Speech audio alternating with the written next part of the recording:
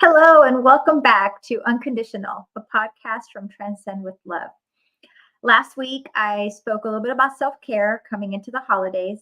This week, tomorrow is actually Thanksgiving for those watching today. And for those watching later, well, that's just kind of the frame of reference I'm using during these recordings or during these live podcasts. So basically, today is a day that a lot of us are probably feeling a little bit more anxiety because tomorrow is Thanksgiving. For many of us, it's the very first Thanksgiving since we found out our child is non binary or trans. And with that comes a lot of emotional anxiety, in addition to, that leads to mental anxiety and physical and so on and so forth. So, what I want to do today is I want to give some tips on how to maybe help kind of go into this family gathering or these celebrations with kind of a little more prepared.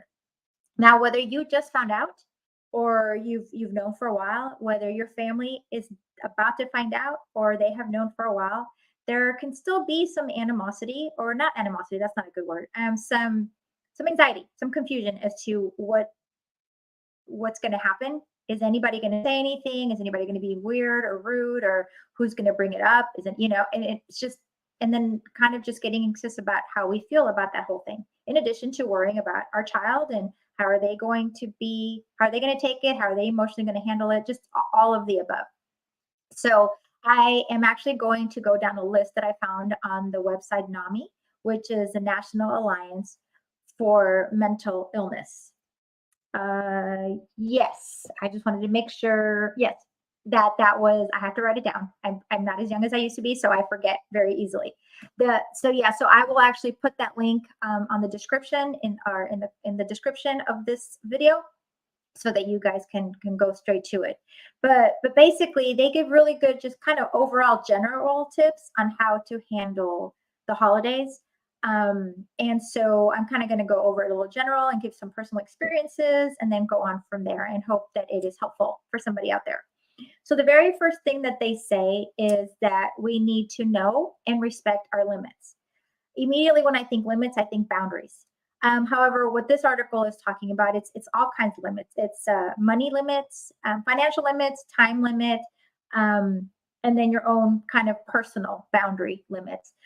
Obviously, if we're overspending, that's already going to add stress to our lives. So by trying to keep that down, that just kind of alleviates some of the stress, even though it's not related to what we're talking about. It's still added stress. And when you have stress and then you add more stress to that and more stress to that, well, that stress just becomes overwhelming. And the same thing with time. If you are normally the one that is responsible for everything, planning the menu, planning everything, maybe this year, would be a good time to kind of delegate some of that, because you're going to have this other amount of stress that you are going to be going in there with.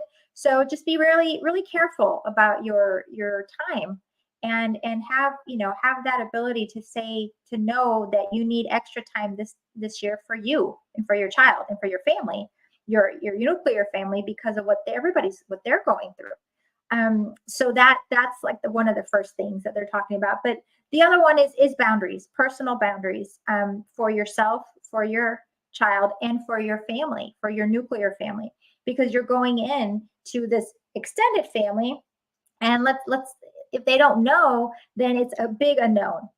So you need to be prepared by speaking to your child, and then also having a family conference or a family meeting. Once the child that way your child can explain, okay, this is what I'm expecting to say. This is what I want people to know. So they all can kind of go in as a united front. It doesn't mean united that everybody is on the same page, that everybody believes the same way. No, united is just how you're presenting yourself to the rest of the family. Okay, because even if you don't agree, okay, your agreement and your beliefs and that's a nuclear family issue to be resolved, work through. They're going through counseling, going through therapy as a family to be able to handle that. But in front of the rest of your friends and family, extended family, then your nuclear family has to be at least on the same page of how to handle something as basic as, are we going to talk about this? Are we not going to talk about this? If we are going to talk about this, what is okay for us to say? What is not okay for us to say? What are we going to accept other people to say to us, and what are we not? So those are the things, conversations that should be had ahead of time, so that at least, yes, you're anxious and there's nervousness, but at least you feel like you're not alone. Your child definitely does not feel alone that way. You don't feel alone, and the other part of your nuclear family doesn't either, because this is difficult for them too. I mean, each one of y'all is going through your own little personal journey, and that this other, your child coming out as trans or non-binary has completely, exploded in front of your personal journey, and now you're having to maneuver that journey individually, but as a family, a nuclear family. So that's what I would say. Unfortunately, in my case, I didn't have any of those conversations. I just kind of went in attack mode and defensive mode, and I just did not handle it well. So I'm hoping that I will help others maybe avoid that, because that very first impression can be a little overbearing, and it could actually impede further communications and further connections that can be made with family and loved ones. The next thing that they talk about is setting reasonable expectations. This is a biggie. I have a very dear friend of mine who has recently, hit me over the head very much with this imaginary, stick, reminding me that expectations are the worst. Other people are going to disappoint us every single time we have set an expectation for them, especially if it's one that we have not discussed with them. So when it comes to expectations, you need to be able to set those expectations, reasonable expectations, for you and for your family, extended family. And this would be something good to talk about in your nuclear family as well, because they need to have or not have expectations of other people, and have expectations of themselves. So what does that look like? It looks like I have a specific relative, just say cousin, that is very, very vocal about all kinds of their beliefs, political, religious, you name it. If there's a subject, he's got a very, very strong opinion about it. How are you going to handle that? Are you going to talk about it in front of them? Is it something you don't want to discuss in front of them? If they happen to bring up the conversation, just not necessarily about this, but something related to the transgender or non-binary issue, even if he doesn't know that it affects your child specifically, how are you going to respond? Okay, those are the kind of things to think about. So having those trying not to have expectations that, one, everyone is going to reject you, or one, that everyone's going to love you, or really don't have any expectations at all about the family, because everybody is different and they're all going to surprise you one way or the other. I know that's what happened to me. A lot of the people that I thought I would have, we would have support from, I didn't, or we didn't. And a lot of people that I was unsure about actually did.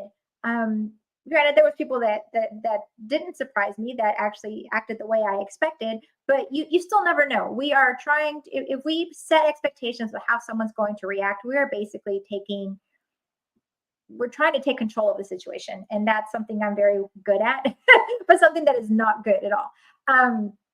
So by not setting those expectations, it immediately takes away the layer of, or the possibility of somebody disappointing you. Okay. Setting expectations for yourself is, let's just be realistic. The majority of the people, I can't give a percentage because I haven't done like a survey or study or anything, but the majority of the people, I think, are going to be kind of confused, in shock. They are probably not going to know what they're going to say, and they're probably going to say the wrong thing. Is it intentional? Probably not. Is it something that they might regret later? Maybe. But what's important is how you see it. Give other people grace. Give yourself grace. Okay, I'm going to talk about this a little bit more in another point. But overall, if we're able to just accept the fact that everyone is going to handle it with grace and love, whatever way that comes out, then it really does lower some of the anxiety, because most of the people are probably going to act out of love. Now, it might not be the best response ever. It might not be what you want to hear, but go in assuming positive intent.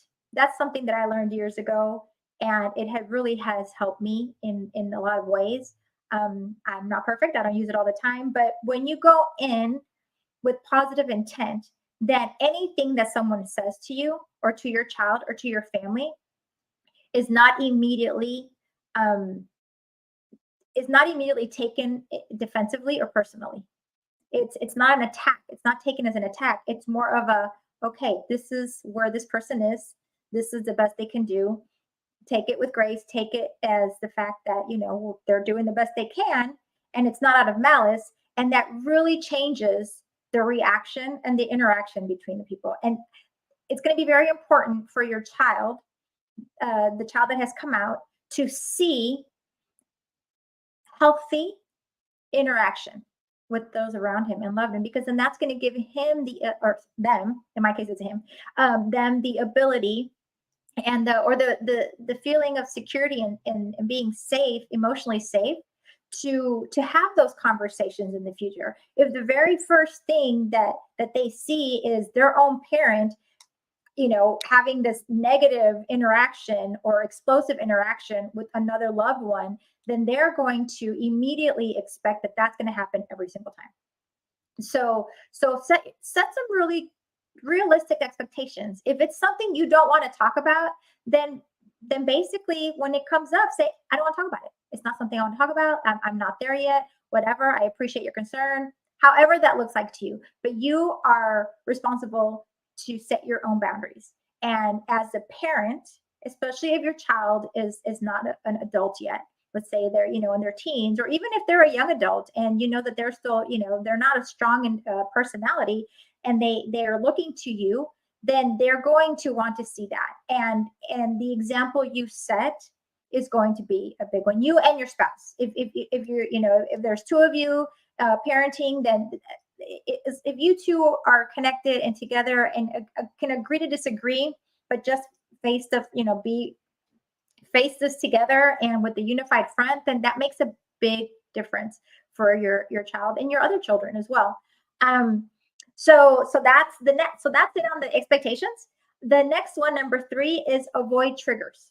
Okay, a lot of us know what triggers are, but for those that don't know what a trigger is, an emotional trigger is something that happens that basically brings out a specific emotion in you. So, for example, one of my biggest triggers is feeling rejected. I felt rejected when I was younger, and by family. And since then, I was very adamant that I would never make my children feel that way. I haven't been the best at it, but that was a big trigger for me. As soon as I felt that my children were being rejected in any way or form, I all these emotions of protectiveness and just wanting to make sure that nobody touched my babies and that nobody made them feel that way, and that came over me. And it wasn't even a rational thing. It was just all emotional. All the emotional stuff and junk that I had from my own experience would just kind of vomit out. So that's a trigger.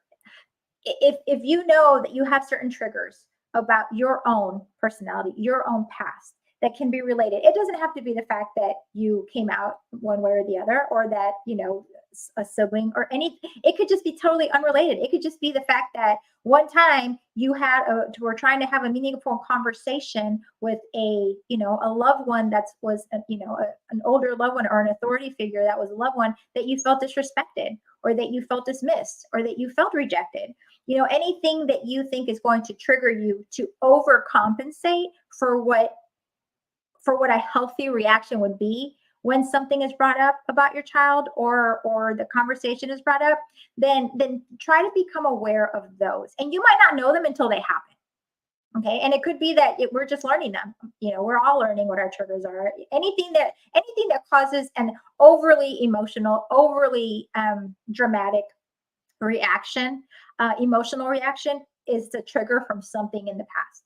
So that's probably something that you want to look into, and something that eventually, through your own time, meditation, prayer, journaling, you can kind of find what it is, will help. But if you can try to figure out or pinpoint anything like that that you think might trigger you, then be aware of that, and try to just kind of breathe through it. And the other thing is with triggers, there's different things that can trigger them. People can trigger them, conversations can trigger them. um, it could be something as simple as someone starts talking about the news. This has happened many times in my family. Something major is going on in the news, has nothing to do with the topic at all, but it leads to that topic. It brings up with that topic, then it leads to another topic, and then eventually it comes back and it leads to this topic.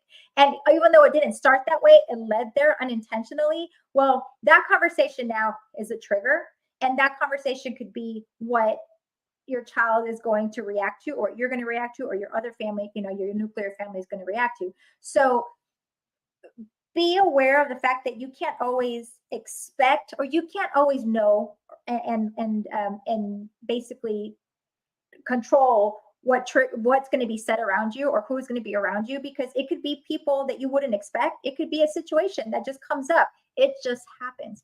So kind of talk through what that's going to look like. Talk through with your child, with your nuclear family, how everyone's going to react, and just kind of talk through it. I think the more we talk through our emotions and our triggers, and maybe don't have to get into like full blown detail. I mean, we're not, you might not have time for a full counseling family session or therapy, but just, hey, if you see me doing this, like getting overreactive, or like getting really emotional, or if someone says something that affects you, maybe it's affecting me too. How about we just kind of check in with each other? Something. Because even though you can't control who you're going to be around with and what conversations are going to come up, you can totally control how long you stay there. If you hit a point where you're being triggered, and that trigger is a lot, and it's not something, whether it's one trigger, two triggers, or just overall, and it's just something that is overly emotional, and it's too much, then it is okay to remove yourself from that place, even if it's just go to the other room. If you see that your child, or any of your other, that your child that came out, or any other of your children in your family, in your nuclear family, are being triggered, or having an emotional response, that they are struggling with, remove yourself.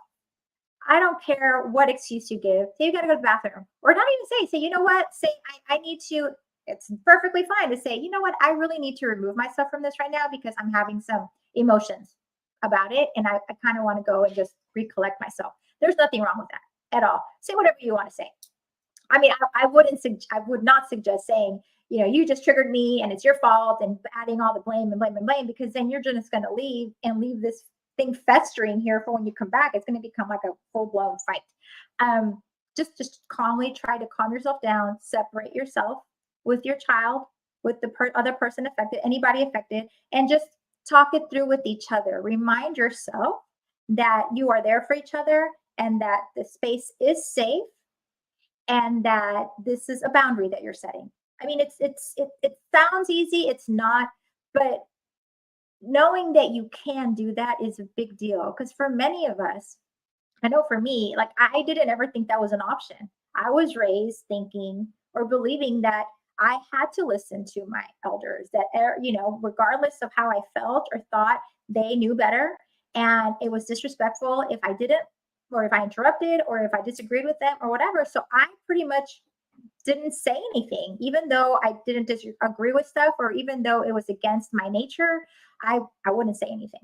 And I learned how to not speak up for myself, and just take it and be miserable while I did it. So the important thing to know is that that's not necessary. We can completely remove ourselves from a situation or a topic without being disrespectful. You don't have to say, hey, uncle, F you, and what the heck? I mean, you're this horrible person and you've always done this. No, you can't do, no. We can always say, you know what, I'm just not feeling good, or I'm going to go step outside for some air. I want to talk to my child for a while, whatever that looks like. It can be completely respectful, but completely okay to separate yourself from that. And that is the first thing we want to do before it gets, because believe me, it's just going to get worse at that point. Um, the next thing is be nice to yourself and remind your child to be nice to themselves and your nuclear family, because this is new. It's completely new. It's all uncharted waters. Um, have grace. Have grace for yourself. Um, Practice some of that self-care beforehand to make sure that you're at least in a more relaxed state than completely on edge, even if it's just a little bit. And then when stuff happens that either you're not expecting, or let's say you do set unexpected, you set expectations without realizing it, and you recognize it and you start feeling disappointed, or you do kind of come out when anger or whatever. Let's say you just do not follow your own expectations of yourself. That's okay. It is. We all are learning this. We are all learning through this life that we have. And there's no book, there's nothing. It's just forgiving ourselves, having grace for ourselves, and moving on and noting, okay, this is what happened this time. Now I'm aware that this is a trigger, or that this is this, or like I need to explore that more, whatever that looks like for you. But have grace, because there's no way that we're going to get through this without making a lot of mistakes, just like life, and the fear of failing is a huge one for me. And the fear of failing used to, and a lot of times still does, keeps me from being authentic, honestly, because I have that fear of rejection. I have that fear of failing and the fear of non-approval. And all that does is make things worse. So not forgiving yourself because we failed is not going to help us in this situation. All it does is show our children that we can't fail. And that's obviously not something we want to teach them. Especially in this situation, they need to have a lot of grace, not only on themselves, but they need to have a lot of grace on everyone around them that loves them, because it's very difficult for everybody. Yes, them, it's very difficult for them, but it's very difficult for all the loved ones around them. So they have to know and learn how to have grace for themselves and from others. So I'm asking you as a parent to do the same thing. Give yourself some grace. Give other people grace as well. And it just makes it a little bit easier. Let's see. Okay. So one way of self-care that I wanted to talk about in this specific topic is support groups. I think I've talked about them in the past, maybe not enough, but this is a great time. Well, anytime's a great time, but this especially around the holidays when you're really stressing and not knowing how to deal with handling this new topic or this new reality of yours with others is a great time to have other people that have been there, that can give you like one-on-one advice. Mine is more general, mine is more specific to me. But you might, through support groups, you can meet a lot of different people that have been through this, and they've all handled it a different way. Support groups can be found on Facebook. They can be found through your churches, through, communities. I would start on social media and see if you can find any support groups for parents of trans and non-binary. I know it's difficult right now. Well, it's just difficult, but I feel like right now the environment surrounding the LGBTQ, especially the transgender and non-binary community, is very extreme. Either they're completely for it or they're completely against it, and it's extreme on both sides. I'm finding it difficult to find a lot of people in the middle. And if that's where you are, then it could be hard. But it's better to join a few and then see which ones work for you. You can find out so much different information, and maybe you can connect with someone. As always, I'm here if you need to connect with me. But I wanted to make sure that you understood that support groups are a good thing, and especially a lot ever since the pandemic. There's a lot of support groups now that are virtual, so you don't even have to go in person. You don't even have to show your face. You can just change the background on your Zoom or whatever, and nobody needs to know what you look like or what your name is. And that might be a lot more comfortable at first before you really feel comfortable with the group. The next one and last one is, a lot of ways, the best way to make us feel better is by just doing something good for others. Find a way to give back. I know a lot of people during Thanksgiving, They go help at the food banks and different things like that, to remind themselves of the blessings that they have, and to teach their children how a lot of other people in our society live. Some live a lot better, some have a financially a lot better, some have financially a lot worse. All of us are in different boats, but there's always someone that's financially better, and there's always someone that's financially worse. So a lot of people do that, and I think that's something great. I mean, to get your mind off of it, your family's mind off of it, go do something, donate time, go spend time petting a puppy, whatever makes you feel better. That naturally reduces your stress, and that's naturally going to help then when you're going to go face these unknowns when it comes to loved ones and family ones, and how they're going to react. So if you can do that as part of your self-care, even, it'd be fun to do either by yourself, but especially with your nuclear family, because they're all feeling it. They're all feeling it. And unfortunately, what I did is I concentrated on me and my child and me, my son and me. And everybody else, I just assumed was dealing with it and fine. And I never really checked in with them. And when I did, it was very superficial. It was not healthy. So I'm hoping that this is helpful for somebody. But that's it. That's all I have for today. Next week, we're going to be talking about the difference between self-care and escapism. There's a fine line, and overindulgence of either one of them is not good. Well, one actually, the overindulgence of one turns into the other. So we'll talk about that next week. Until then, I hope you all have fabulous Thanksgiving, wonderful holidays. And if you're seeing this after the holidays, well, I hope you had a wonderful Thanksgiving and wonderful holidays. As always, I hope that something that I said resonates with someone, and if it did, you can reach out to me. I have all my social media accounts on my description and my account. If you're following me, I mean, if you're seeing this on YouTube, I ask that you subscribe to my channel and get notifications. Same thing with Facebook or Instagram. Just the more that I can get subscribed and views and obviously shares, you know how it works, the more that I can get this out there for others. I do offer a 30-minute free consultation for any of those that want to see what that looks like if you're looking for a mentor through this journey. And like I said before, I'm not a therapist or a counselor. I'm more of a mentor. I can help you through the emotional journey, regardless of where you stand politically, religiously, all of that. It doesn't matter. Everyone's journey is different, and everyone's journey is as important as the other. With that, I'll say goodbye. And remember that with unconditional love and respect for yourself and for your loved ones, everything and all things can be transcended. Thank you so much.